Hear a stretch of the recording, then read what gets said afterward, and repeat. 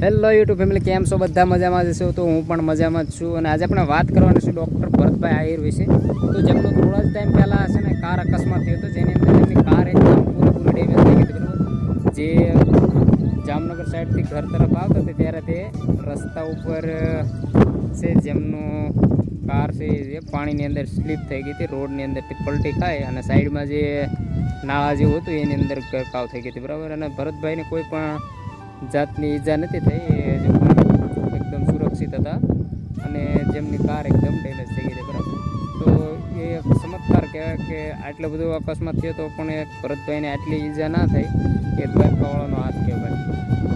તો ભરતભાઈ ત્યારે પછી એ કારને છે કે જેને રિપેરિંગ કરવા માટે જે શોરૂમવાળા હતા એ લઈ ગયા છે અને જેની અંદર તે કાર એકદમ ચાલે એવી રહી નથી. ચાલે મીન્સ કે આપણે રોડ ઉપર હકાલવી તો એટલી બધી ચાલે નહીં, એમ હાંકવા જેવી લાયક નથી.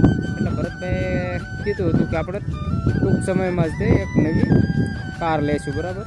તે કઈ કાર હશે અને ભરતભાઈ આહિર લઈને અત્યારે આવી ગયા છે. તો એ કઈ કાર છે આ વિડીયોની અંદર હું તમને બતાવીશ. અને જ્યારે એક્સિડન્ટ થયો ત્યારે ભરતભાઈ આહિર ખુદ લાઈવની અંદર જણાવ્યું કે ઘણા બધા લોકોને સારું પણ લાગ્યું છે અને ઘણા બધા લોકોને નહીં પણ દુઃખ પણ થયું છે, એવું વિડીયોની અંદર કહેતા.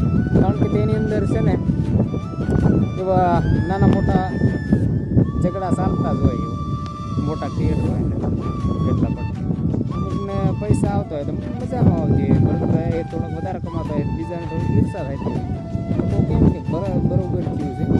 તો ભરતભાઈ એ કહી દીધું કે તમારો 5 દિવસનો ફેમસ છે, 5 દિવસનો તમારો ભાઈ એની કાર લાવે છે.